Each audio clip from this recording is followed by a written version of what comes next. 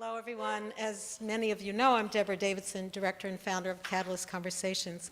I'm so happy to welcome you to a Catalyst Conversation this evening. And I want to thank the Foundry for hosting and presenting this program with us. And I'd also like to thank Claudia Fix, who was helping out with reception. And she helped putting the program together and orchestrating being at the Foundry. I'd also like to thank the Cambridge Arts Council, our founding partner, our board, some of whom are here tonight, and all our volunteers who help us out, to those of you who have donated recently. Catalyst Conversations was founded to open a critical path for dialogue between the arts and sciences. We present intimate and provocative conversations between artists, scientists, and the public. And we're interested in connecting the two through programs, educational outreach, and public events like this, which demonstrate the important conversation and synergy between art, science, and technology. And for those of you who have been coming to Catalyst for a while, it has been more than 10 years that I've been doing this. And if you had asked me 12 years ago, would I be doing this? I was like, no, I wouldn't anyway. But I'm doing it, and it's been an amazing, I'd say, journey for me personally. So anyway, this evening's topic is the transformative power of fiber with researcher Irmandy Wicaksono and artists Cori Champagne and Samantha Fields. The program will begin with short introductions of their work by each of our speakers. Then they will share with each other their respective thoughts on the relationship between art and science, their response to each other, and the parallels and importance of process in their respective projects. That's a lot. In spite of the ambition of the evening, this promises to be intimate. Researcher Irmandy Wicaksono weaves electronic devices into soft materials and the fabric of everyday life for various applications, ranging from health monitoring, human-computer interaction, space exploration, and to the interactive arts. He is passionate in exploring the creative interplay between science, engineering, art, and design, as well as the intersection between research and manufacturing. In artist Cori Champagne's recent work, she uses clothing as a format and a material. She says, "Clothing is our first home. It projects identity, produces comfort, and offers protection. As the world imposes more and constant change, I create clothing for conditions no longer comfortably futuristic. Garments convert to shelters. Clothing anticipates emergency events. What can be worn can become the architecture of sanctuary." I think that's such a beautiful thought, architecture of sanctuary. Artist Samantha Field is drawn to the materials and processes that have historically lived outside of an art context. She strives to make work that can live in and speak to the different worlds of high and low. She says, "I make slowly with and through craft. Making slowly is a personal act of resistance against the fast-paced, multitasking, product-driven world in which I find myself." That's also beautifully expressed. So with that, Irmandy is going to go first, followed by Cori, and then Sam. Thank you so much.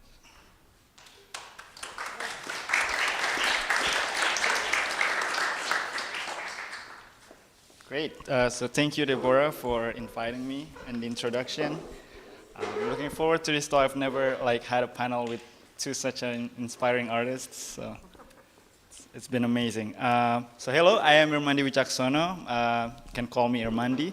And I'm currently a PhD candidate and research assistant at the Media Lab in the Responsive Environments group. So, and yeah, as Deborah said, I'm intrigued in this interplay between art and science in my work. And I like this particular art by Christo and Jean, just how sheer large scale it is and how, textiles ubiquitous.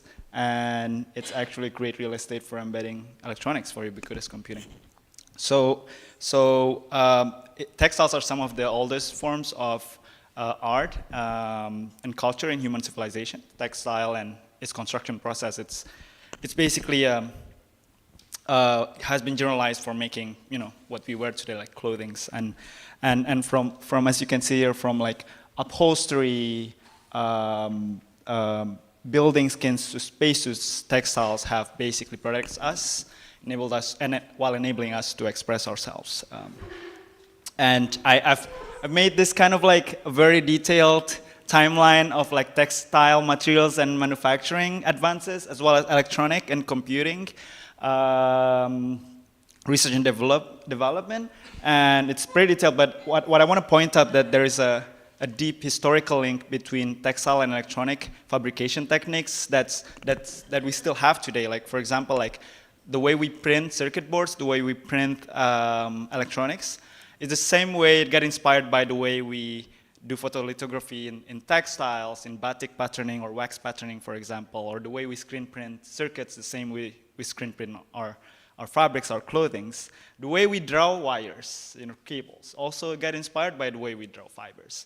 And then, most importantly, like back then, the first computers was this like punch cards, and it got adapted from jacquard weaving machines. So they use this punch card for their patterns. So there's this like a very deep connections between them both, and I envision that in the future, semiconductor manufacturing and textile manufacturing, hey, we can dream. They're gonna be together so that we can achieve this thing that I call electronic textile Gaia, which is basically ubiquitous computing that is embedded in various textiles. Because when you think about textiles, not only clothing, it's upholstery, it's everywhere, it's everything.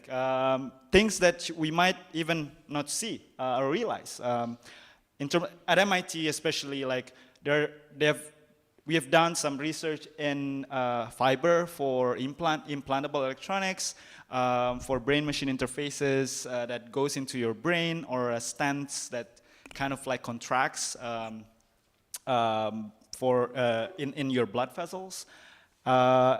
We have knitted and now woven conductive fibers in clothing for our physiology to detect our health or to detect our physical activities, which some of my projects are also looking at that. Underground, there are actually just geotextiles, and people have embedded different type of sensor for like building health monitoring. So detecting like crack in concretes and things like, or like pedestrian activity, or like a car passing by. So they've embedded these sensors inside these structures that we have inside. Or few architects now are looking into like responsive facades and inflatable structures. So very interesting. A lot of opportunities in weaving functional fibers on sail fabrics, which is my kind of like upcoming work. It's not really published yet. And I've also been developing and integrating electronics into spacesuits and beta cloth that allowed these structures out in outer space to withstand against like micrometeorites and radiations and things like that. So many potentials right there, and we're looking forward for this electronic nervous system where every textile in the world, they can communicate with each other and give us insights of what's inside us and the environment, so we can live, hopefully for the better, so we can live like happily and healthier. And I like to think of textiles as the way we do programming, or in a mechanical engineering terms, in a building block. So I like to kind of separate them into entities from the primitive level. So the way I make my electronic textiles is that I first define what kind of sensors or functionality I want. I develop or outsource that kind of functional fiber, and from there, we can move on into like braiding them or twisting them into yarn, leveraging automated knitting or weaving machines to make fabrics or more complex 3D formats before, in the end, realizing like a full product, like a clothing or socks or shoe or an upholstery. And in my PhD work, I work a lot with this digital knitting or 3D knitting, what people say, and I really like this particular machine because it's such a cool machine, piggybacking kind of 3D printing. It's more complex in a way because in 3D printing you use one fiber and you melt one fiber to make structures, but in here you can have, for example, in a typical knitting machine, you have 10 yarn carriers, so you have 10 yarns and it's additive manufacturing. And then basically this yarn, there's this machine that goes back and forth, left to right, continuously to kind of like move sideways these yarn carriers, and there are like 1,000 needles that kind of catch these yarns, and you can program it by this visual programming. It was so fun, but it's also not user-friendly at all. So it took me a while to be able to make a swatch, and even until now, I'm still like learning new techniques. So I used to live in a factory for like 2 months, working side by side with the technician there to learn about all the tips and tricks and how to operate this knitting machine. But hopefully, in a decade, this concept of digital knitting become as readily accessible as 3D printing. And it enabled me to kind of like mass manufacture or realize what everything I kind of dream of in terms of projects. So back then I had this project called the Fabric Keyboard. So it was in a conversation with Lyle Mays, a late Grammy Award-winning pianist, and he wanted to have a scarf that he can also play as a piano because he traveled a lot back then, and it's just such a, two functionalities. It's really cold in Boston, perfect these days. But then I guess back then at the Media Lab there aren't many textile researchers, and I came and my professor was like, "Yeah, you're great for this," and I love music. I love music. I'm also a DJ as my side, so it's like this is an amazing project, and I did it as a thesis, my master thesis at ETH. My professor in Swiss was like, "What? All right, like it's such an interesting area to work with, and they're very conservative, but because it's such a cool project and there's a lot of engineering and art in it, like somehow I managed to like convince my professor to grant me a degree with this thesis. So back then, like to make a 1 octave, it's really hard. I need to sew everything myself. But after I learned how to machine it, I can make 5 octaves, and I can really think a lot about like the deformability, the tactility, and things like that. So it's such an just to show that this kind of like a manufacturing technique could push forward your prototypes into the next level. But the project kind of like ended after like he passed away, so it's kind of an homage to him. But we're gonna do some performance soon with another kind of pianist. So looking forward for that. This is kind of like the layers in the knitted keyboard. So not only responsive to touch, but actually responsive to pressure. So we really want to bring out that organic feeling of fabric. Fabric is about, it's very tactile. The texture is amazing. It's an amazing interface for musical expressions, because in the end, these artists, they actually could feel that they're like massaging the sound that they're making rather than just pushing a button, up and down. And there's stretch sensor in between the key, so you can actually massage the fabric to like modulate the sound and stretch the key to stretch the sound. I think that's a cool modality there. And also it can also detect proximity based on this capacitive conductive sensing. So it can measure how far you are from the keyboard. So it's a combination of a piano and a theremin. This is, one of my friends playing it.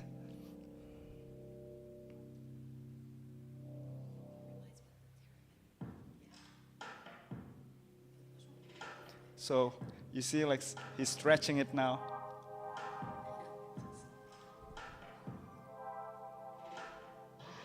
Okay, so I'm just gonna skip it, but it's on the internet. So I have a lot to go through. So the next one is like, okay, now like I think what's nice about this digital knitting is you can also make a large scale prototype. So in this project, I wanted to realize that, and I had a conversation with this dancer Lonnie Landon, and the problem with dancers and choreography at the moment, like as a dancer, she doesn't have much agency over the music, and at the same time, I was making this fabric surfaces that detect your posture, poses, and movements. So like, hey, what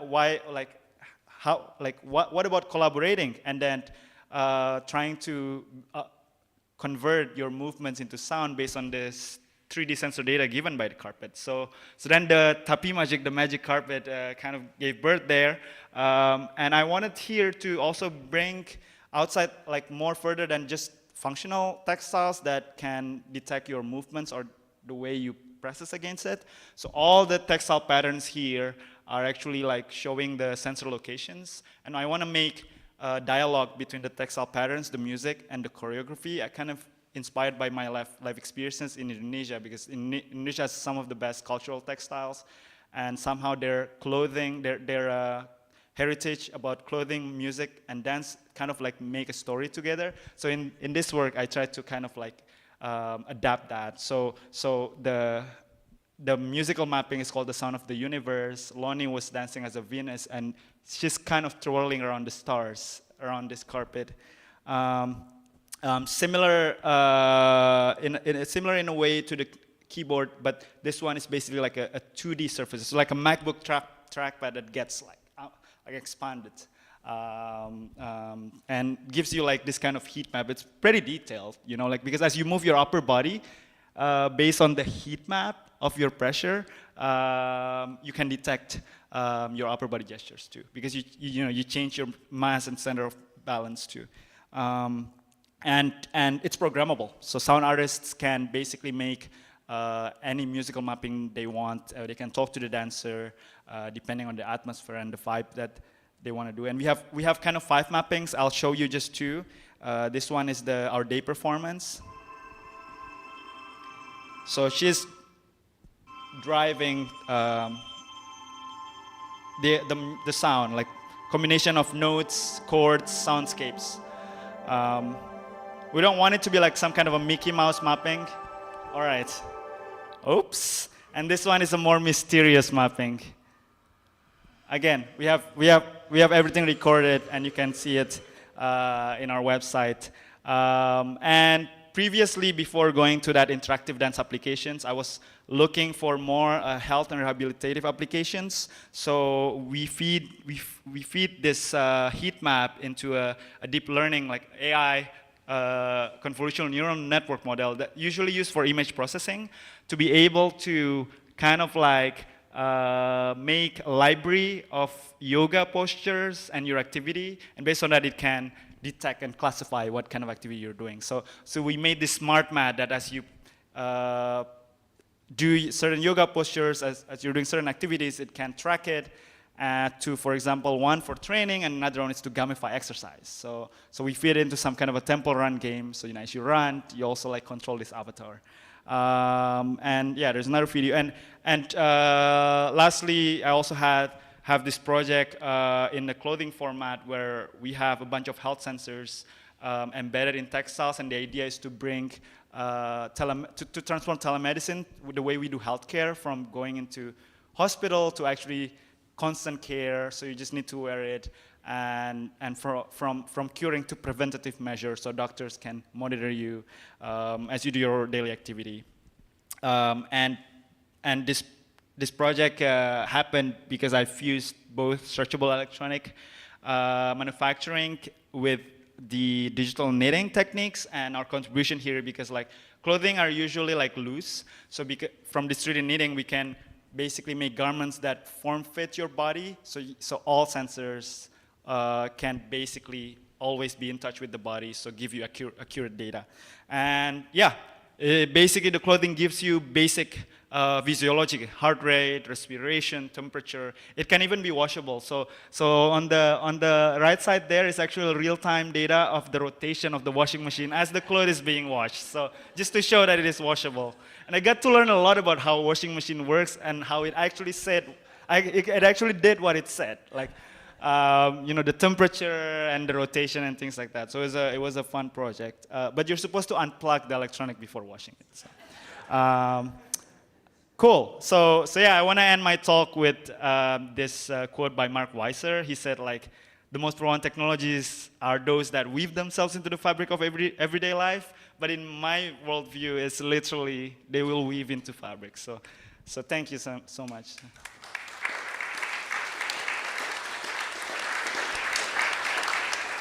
Cool. Hi, everyone. Thank you, Irmandy. Thank you, Deborah. Thank you all for being here. It's wonderful to see such a nice crowd, friendly faces. I'm Cori Champagne. I'm a sculpture and installation artist. Yes, I'm Cori Champagne. I'm a sculpture and installation artist, and I use fabric as one of the primary materials in my work. I think a similarity that the three of us share, despite how differently we're working, is kind of the inherent connection that fabric and textiles have to the body. And that has been something that has surprised me. When I first started using fabric and clothing in my work, it was kind of an unexpected piece that I was making, and it's been something that I've continued because of that connection that it has to the body. I did not start out using clothing in my work. I didn't even know how to sew in undergrad and graduate school. I was educated in typical sculpture processes, and I made typical sculpture pieces from that. But towards the end of graduate school, I was looking for a different intersection with how sculpture was working. I wanted something that was a little more functional, something that even if someone was not using it, that they felt that they could go over and use it for something, right? That there was a set of actions that were inherent in the pieces that I was making. So for this piece, this is towards the end of graduate school. It's a piece called Mobile Bed. So it was this piece where the bedpost folded down, and you could move it around in the same way that you did as a wheelbarrow, and then you could set it up in different places. And I really liked that functionality. It was more like the way design worked, and I really liked the performative aspect of it. There was an engagement there that I hadn't been able to get to in my earlier work. So these are process pieces from another piece from around that time. This is called Mobile Desk, and it was a desk that folded down into a duffel bag, and you could pull it with you for all the multiple gig jobs that you had, which was definitely my experience during graduate school. And the final one, worked the same way. But I was surprised at how much I really enjoyed having that criteria of function with the work, and trying to figure out, like, how can something fold down and then set up again and still be stable, and how can I move things around easily. And one of the things that I really enjoyed about this work was how it assumed a user, and that added this different element into my work that I really appreciated, this performative aspect. Which is not to say that I enjoyed being the performer, but I enjoyed the assumption that someone was going to come along and have an interaction with this that was greater than sort of a passive viewing of it. And that performative aspect really got to be richer ground when I made my first piece that really used clothing as the main format. So this again was the end of graduate school. Learned very quickly how to read a pattern and how to put things together. This was a piece called How to Change Jobs Uniform, and it was a suit jacket. Thank you. It was a suit jacket that turned into a bib apron and worked for both of those. But of course, the significant thing and what I was really talking about with the work was how do you go from a white-collar job to a blue-collar job? And this piece is all the more poignant if you know the time frame of it. So I made this in May 2008, and we know that October and fall of that year was when we saw big changes to the marketplace, and there were a lot of white-collar jobs becoming blue-collar jobs. But one of the things that struck me most in making this piece and sort of coming back to it post-graduate school was that without knowing it, I had sort of found a format that I felt I could really draw from. You know, clothing and fashion have so many cultural references. Clothing speaks to gender and age and economics and circumstances, and that gave me a pretty rich library that I could pull from. In my work, I'm always trying to combine two things to get to a different idea or a bigger idea, and I thought that clothing could really pave the way for me to be able to do that easier. So I'm going to pivot a little bit to talk about concept. This is a really important part of my work. My studio is the way that I understand the world. And I hope and think that I'm not the only person who feels overwhelmed when they try to comprehend and understand big topics like climate change or politics or economics or pandemics. And in my studio, I can research and I can draw and I can sew and I can make things that try to answer the questions that I have with a potential solution for that. And so what I found as I was bridging the gap between graduate school and the later work that I was making is that more and more of those questions and solutions were coming in this form of these wearable garments that could transform into something, but were actually speaking to these bigger issues that I was looking at. So this is a piece from 2014 called Lukeville. And so the questions I was asking myself and trying to learn more about was, how do you cross a border without being detected? How do you survive extreme circumstances? How do you protect yourself from the elements? And so the garments and what I was making were trying to become the solution for that. How would you do that? So this is a graphic showing how that screen that sits on the back in a backpack actually turns into a sleeping tent.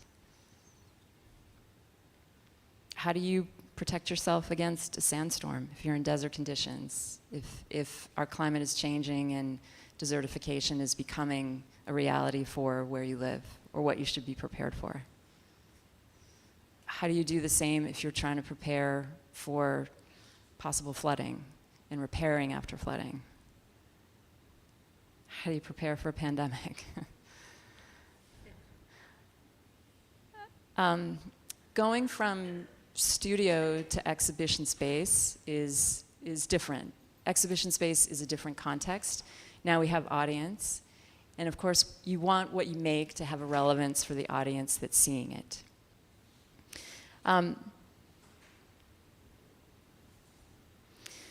What I think is helpful about the exhibition space is that it's still different enough from real life that there's a willingness to run ideas, what I call it, like run an idea up the flagpole. It's a freer space of consideration. And I really like using that space of exhibition as a way to introduce my thinking and maybe introduce complex issues and how I'm thinking about them to an audience as a way for them to enter into it as well, right? Exhibition space doesn't have the same consequences as real life. So it's easier to think about something difficult or complicated or intricate in that space of exhibition. And I feel like hearing Irmandy's talk, I'm seeing something similar in the way he's thinking about how art and science are working together to give us examples of possibilities that we might not, have otherwise considered. The combination of things is what creates something new and exciting and allows us to bring it into consideration.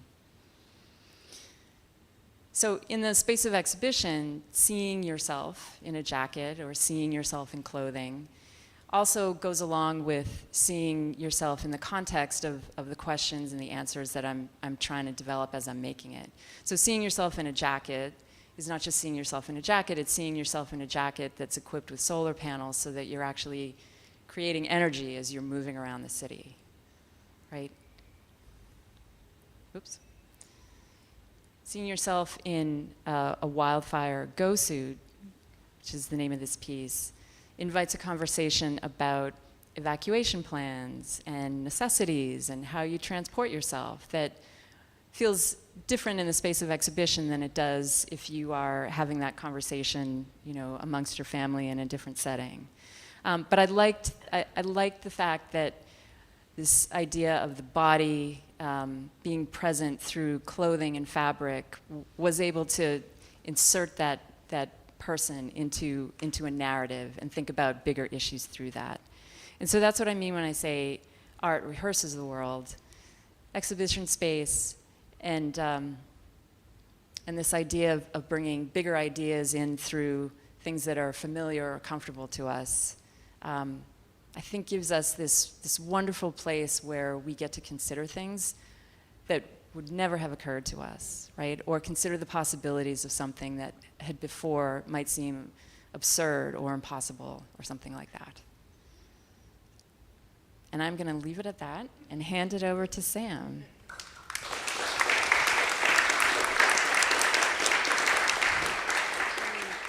Thank you so much for having me. It was really exciting to try to think about my work in the context of both of your work. I feel like it's very different, but again, we do hold a lot of similarities in thinking about the body and and being embodied, and just the power of cloth. And a lot of my talk is actually going to focus on my process, and because I think my body in the process is really important and somehow is connected in this web that we are weaving. Fiber puns get extra credit.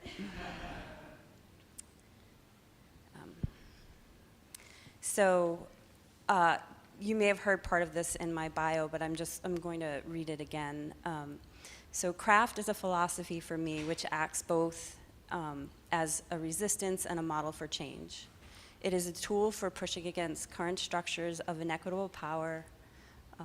Craft is a place where I practice slowness, process, haptic knowledge, and enjoyable labor. Within craft, I'm drawn specifically to textile practice because of its complicated, often disturbing, yet deeply empowering long history, for its involvement with every aspect of humanity, from our origin stories to the support or subversion of political structures, how it informs our economic systems, technology, personal history, and identity. We have a deep intimacy with cloth, the presence of our bodies living in both its process and its product. When I'm kind to myself, my practice is wide and holistic. It includes sitting and looking, walking, riding my bike, and caring for a copious amount of plants.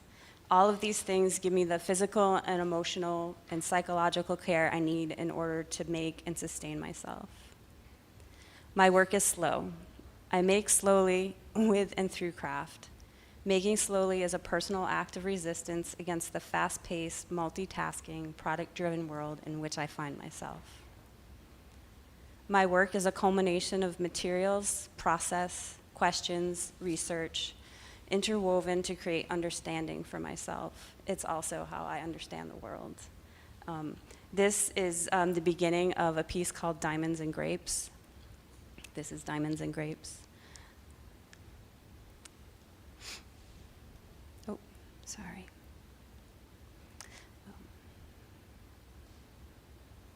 I jumped ahead, okay. So my research tends to be a wide web of ideas, philosophies, and philosophies stemming from craft theory to queer theory to intersectional feminism, to mental health and trauma to women's health, relational aesthetics, haptic and tacit knowledge, and feminist theology. I have titled my studio practice A Marvel of Modern Inefficiency, which, yes, thank you, I stole from a Domino's pizza box because I found it quite amusing and ridiculous that the fast food chain was cashing in on the handmade with their hand-tossed crust. It is a really good hand-tossed crust, though. But I thank them for that. So inefficiency, I need to let things spill and fold over each other. There needs to be space for me to be taught by my hands through touching materials. I need to be inefficient enough to discover and learn from process, to do and undo and do again. My work often requires the labor and time of stitching each bead with a French knot, or unweaving machine-woven cloth in order to reweave it. Efficiency can be overrated when there's much to be found in getting lost and failing and taking the long way. My work usually is not made around a plan. I don't sit down with an idea and execute it, or even start with a solid image in my mind. My studio practice is a continuous experiment with materials and technique. That is not to say that the work is not informed by events and research. It's just not usually a one-to-one equation. My studio is packed with materials I've collected for over 20 years. Things tend to move around and gather into piles, and these piles get added to and subtracted from until those things need to be made into something. I'm usually working on 3 to 6 pieces at a time. I'm continuously making daily. And through this persistent making, ideas and concepts get refined, but never solidified. I never want them to be too solid. I'm always holding on to a space for viewers to move around in, to swim in, for some kind of poetics, paradox, uncertainty. I want my work to be an invitation and not a pronouncement. The work often starts with other people's textiles, although I'm a weaver at heart, and many of my newer pieces are starting with a lot of my own weavings. But I love participating with the hands that made these objects, and in some way glorifying them, acknowledging the hands that made them, embracing the textiles with all their history, use, and cultural meaning. I don't even wash the Afghans that I use because I want, this might be gross, but the dead skin cells, like the life that it lived, I want all of that to inform the piece. For me, it's a kind of embracing a kind of community and recognizing a forgotten labor and often acts of kindness. Janice Jeffries in Labor of Cloth says, "A social history of cloth and its everyday use is marked by the stains and sweat of working life, impregnated with the odors of labor, betrayed by the traces of gender, class, and race." For me, my work owns a particular aesthetic of cheap opulence, a glorious beauty in low materials and accessible processes. This is Lady of Leisure. She is all things woman to the excess, surface, decorative, of the domestic and the boudoir, pageantry, vulgar, and lovely. I am definitely a maximalist.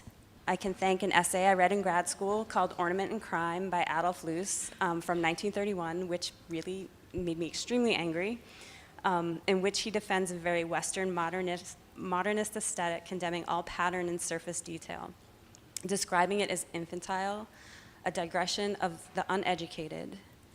And these are his words, but he would make an exception for the African, the Persian, the Slovakian peasant woman, the cobbler, for they have no other means to reach the high points of their existence. We, and by we he means white upper class, have art, which has replaced ornamentation. This work considers the ways morality becomes attached to good taste, celebrating a visual language that has been associated with the feminine, the other, relegated to the superficial and lowbrow. The work holds questions surrounding the creation of identity through both external structures, our homes, communities, institutions, and internal structures, our psyches, personal traumas, healing, specifically engaging with notions of femininity and sexuality.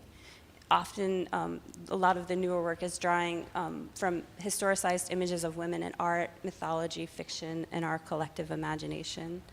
This is the Venus of Ramsdale, and it gets its title from the birth of Venus, and it's the hometown that Lolita starts in, the story starts in. And then this is a view that you would get if you look into the kiddie pool. You see your own reflection, and somehow we become implicated in the act of looking up the skirt.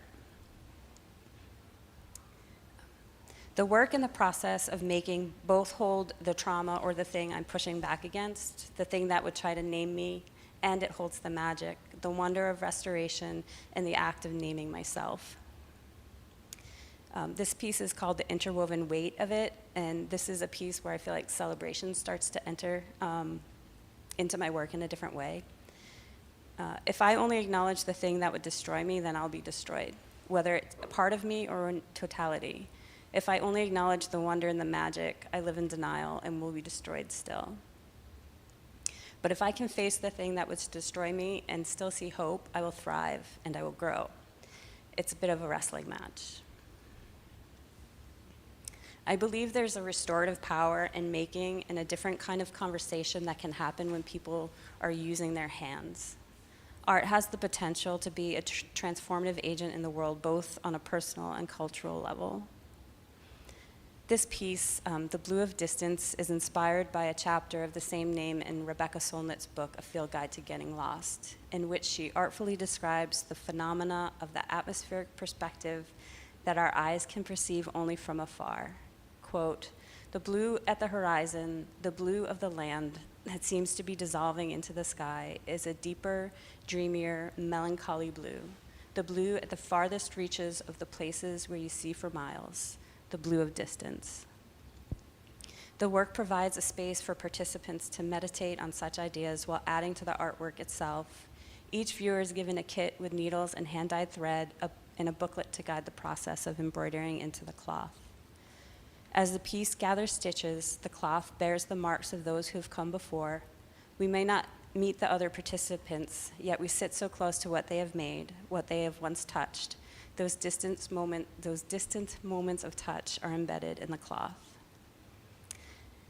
This piece is an offering, a space to contemplate, to enter into your body, to hold difficult conversations, to be slow and feel the rhythm of the stitch and recalibrate. Not worrying about what you are making, but just stitching and letting your mind open. And this piece is up right now at Mass Art at the Thompson Gallery, if you would like to go and recalibrate. Thank you.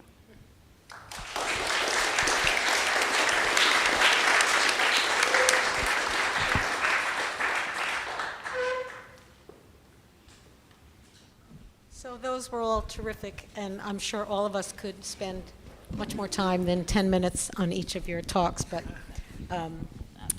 we're going to talk together. So I have lots of questions that I prepared, but I want to start with just something I observed from these three presentations, which is the idea of vocabulary.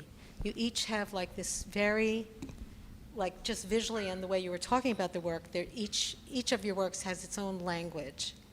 And that's just something that I'm always interested in, that idea of language in whatever the practice is, but it seemed particularly clear here. So if anybody wants to talk about that?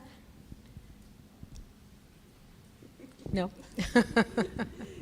Well, this is like off a little, maybe not off, but there is this beautiful history between text and textile, Yeah. and not just like that they share the same root, but you were mentioning things that have been developed in similar ways to how we develop textiles, but the printing press was even, the first printing presses were even set up based on like how we understand weaving in a loom. Right, So, right. Well, I guess I meant not actual language, but that for you, I guess what I observed and knew about from our conversations earlier was that you that the process is so important, and then out of the process comes what it is, that you're driven by like sort of about what about if, like, or a suit that becomes a tent, and then, kind of following that, and then you have this amazing particular language about what you're doing. Something like that. I actually think you put it better than I actually could. I'm not, I'm not a terribly articulate person, especially about process. I tend to think more in pictures, and then I skew towards how do I create that image that I see. But I do really appreciate the relationship between the three different ways of working and the process and the context that informs them. Yeah, I mean, there were so many parallels, and this is something, just an aside, that I kind of intuit or kind of think maybe that will work when I choose people to talk to each other, and then it does. Yeah, I think it's complementary too. Like your stretching functions, which I like in my like the way I see it, it's amazing.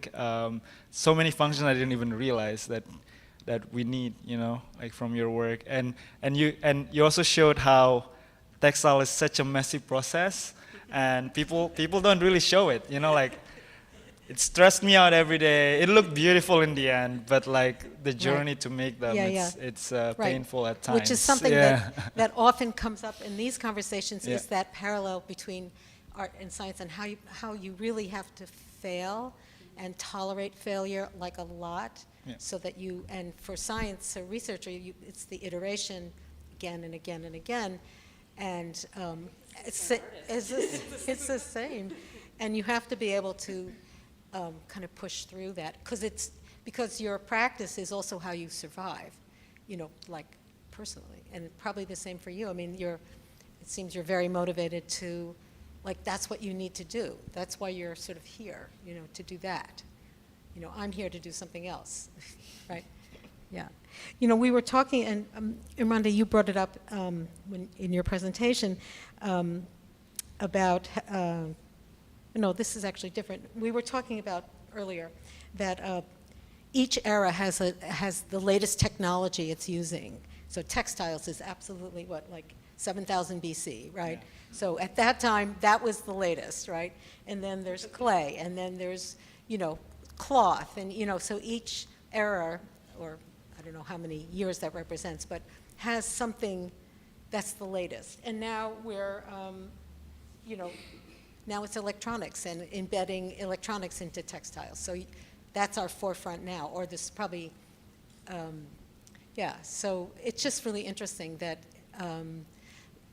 also, like for us now, this very latest technology, you know, then makers like Sam are using very old technology. So you kind of crisscross again. And you do too, I guess. You're looking at the ancient, and you mentioned the textiles of and dance, et cetera, of your country, right? Yeah. So. Yeah. So I mean, the way, like at first, the way I usually do my work is that I make prototypes before like designing a program to knit them. So I still do hand to show kind of like concepts for like conceptual making, and making a bunch of prototypes, use cases. And after I realized that, okay, this is a great applications, I found their use cases and the user. So I think a lot about the users, because in the end I made this artwork with a user in mind. You know, like the keyboard, it started conversation with a pianist, the carpet from yogi and a dancer, and with scientists and doctors for the telemedicine biomedical suits. So there are a lot of like prototyping with hand involved, and there are definitely limitations of 3D digital knitting machine. You know, it's not as magical as you think it is. I got to learn how to work with that limitation.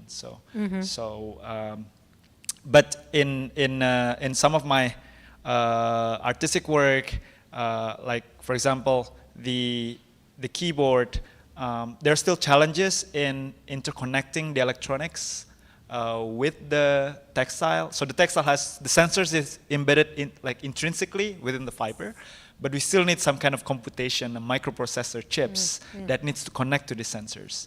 And there aren't still solutions for that, so I still actually, in the end, did a little bit of manual sewing and stitching to connect them, and sometimes labor-intensive too. Yeah. I made a note of something we talked about a couple weeks ago when we met, is that you said something like that you reverse engineer the hand. And that's kind of what you're talking about, that the human hand is still part of your process. I guess that's a great metaphor on transferring the patterns that we want into these building blocks or computer programming in the knitting machine. Yes. But again, in the end, it won't look exactly as what we imagine, just because we need to work with the limitation of the knitting machine. I mean, one is always working with one's own limitation, and you're always trying to kind of push that. Yeah. Yeah. Well, this might, I don't know, this is not exactly in sequence, but something I like to bring up during a Catalyst talk is the idea of metaphor and how we live in that space of metaphor. And people who have been to Catalyst before might have heard this, but I'll say it again because I think it's great. And it's I'm paraphrasing the novelist and physicist Alan Lightman, who said to me once that both art and science need metaphor to find something new, and that at some point science needs to go beyond the metaphor and art can stay within the metaphor. So, Sam, would you like to? So I was thinking about metaphor, and I was looking up its multiple definitions, and I found this, and I thought it was appropriate. Okay, good. With metaphor, we make a leap beyond the rational to a kind of fusion of two objects, resulting in a new entity. Yeah, I think that's appropriate for all of your works. And I think one of the things that Alan Lightman was, indicating is that the scientist needs to leave the metaphor. In other words, when you have the final product, you can't keep messing with it. It's right, because you've done 100 iterations to prove that it works, and Or just like you made the new entity. right. You made the new, and I think for artists, in a way, you stay in the metaphor till you're finished with it, right? Then, in a way, then you can go beyond. You go to the next project, I guess. Does that resonate with you, Irmandy? I mean, like some of my work are like kind of like it's like magic carpet. It's kind of like, I mean, the name. The carpet now flew everywhere, but the magic is the musical applications of it. I think of art in my work as like a way to kind of express myself. I'm traditionally an engineer and a scientist, and I realized that art kind of like questions the world and my point of view of the world and what is the future, and my engineering side is trying to realize that. So as an artist, I feel like science is important because it grounds me to like what's possible and like a knowledge and the truth. And being a designer, we try to convert this knowledge into like a utility. So in my work, I try to really like cross this art and science and design together. I see the metaphor in the projects that you showed us, the flying carpet. Yeah. It's there. Like, it didn't go away. Yeah. So this is kind of related, which it seems something I've noticed for a long time. It seems that scientists, especially, and artists, there's a strong desire to fix or heal. And I see that I certainly see that in all of your works, and Sam, in your community projects, that it's not enough just to be in the studio making that, whatever it is, or the lab, that you really have to, that it's your job to kind of heal. And I think that's a really great thing, because we have, as Cori mentioned, there's a lot of things that need help. And so I think maybe other artists in the room feel the same way or have that same impulse with their work, that it needs to go beyond you and your ego and so on. So I think, if I could have one wish for how my work would function when it meets audience, is that it would instill a sense of agency. That I don't have all the answers. I'm curious and interested and wanting to understand more about things in the world and the things that compel me. But doesn't mean that I have all the answers. But I definitely want to attract people's interest, and I hope that what I put out there does that, and also serves as an energizer. When I think about something like climate change, it's a very, very big, very interconnected set of problems. I don't think, as much as we would like it, I don't think there's one grand solution that's going to come along and make everything hunky-dory again. I don't think that's the case. But I do think it's very likely that a lot of individuals, a lot of small groups have the capacity to make the change that we need. And so if someone interacting with my work can get a sense of a little bit of that agency and inspiration, I feel like, okay, that is how I would love to meet that audience and interact with them. Sam, can you talk a little bit more about your community weaving project? The cloth collaborative? Yeah, or, yeah. yeah, I have a strong desire to make spaces for people to be able to come together and ultimately have really hard conversations. And like I had mentioned in my talk, I feel like there's a space that opens up when you work with your hands, where those conversations can happen in a diffused, intimate way. So that's kind of the last piece I showed you. I was hoping to make that space for people, and now I'm opening, or have opened, a space called Cloth Collaborative, where we're hosting workshops and classes and conversations, and really hoping, again, for it to be a healing space, because there's a lot of healing that needs to take place. So the actual using of the hands then opens a space To talk. And that's very embedded in the tradition of weaving and Knitting knitting and and quilting. quilting. And it has a long history. Yeah, It's gotten a bad rap. It's usually, when history books talk about it, it's women just kind Right, exactly. Well, I think, but that's where history's been recorded, and that's where histories have been passed down, and it's just a history that we've ignored. right. And I think it's across many cultures. Yes. Many, yeah. Yeah. I don't know if, I'm just a little cognizant of the time, we're over time, but if anybody in the audience has anything to ask or She was the first. contribute, yes. I guess we'll do, I'll hand you a mic. This is so fascinating, all three talks. But I have a question for Cori in particular. Truly energizing. When I was looking at your work, right, two thoughts. Like, if I wear one of your suit and go through the security check on it, they say, empty all your pockets, please. That's one. But the second one is how transformative those suits are in the humanities. And think about the nomadic nature of human. Now we can become houseless. And I do talk to a few homeless people in our neighborhood. And I kept thinking like, okay, so Mary go to Star Market to charge her phone.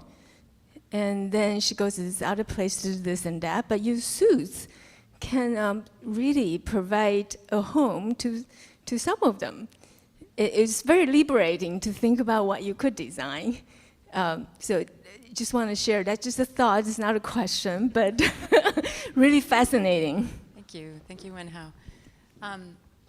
I can speak to that a little bit. I mean, for example, the last piece that I showed, Wildfire Go Suit, was really specifically about how do you wear something that's the equivalent of a go bag if you are in a location where you might have to evacuate quickly for whatever reason, for wildfire, for flooding, there's too many reasons, right? And the very interesting part of that process for me in making all of those pieces, so I made the tent, I made the coveralls, I made the backpack, everything that went along with that I made. And by doing all of that versus buying that, you have a different relationship with what is going to go on you and be carried by you, right? So I could have gone to REI and bought a tent. There are definitely easier ways to get a tent than to make one, right? But when you make one, you are thinking very specifically about your own dimensions and what you need to have with you. And that's what I mean about trying to open up a dialogue with audience. So as they're looking at that piece, I hope that they are starting to think like, okay, well, would I bring that? Is that how I would carry that? How would I carry that, right? And again, thinking about that space of exhibition as being a really poignant place where you can consider things that have fewer consequences than when you're considering them in real life. So, thank you, Wenhao. Anybody else have a thought? Okay.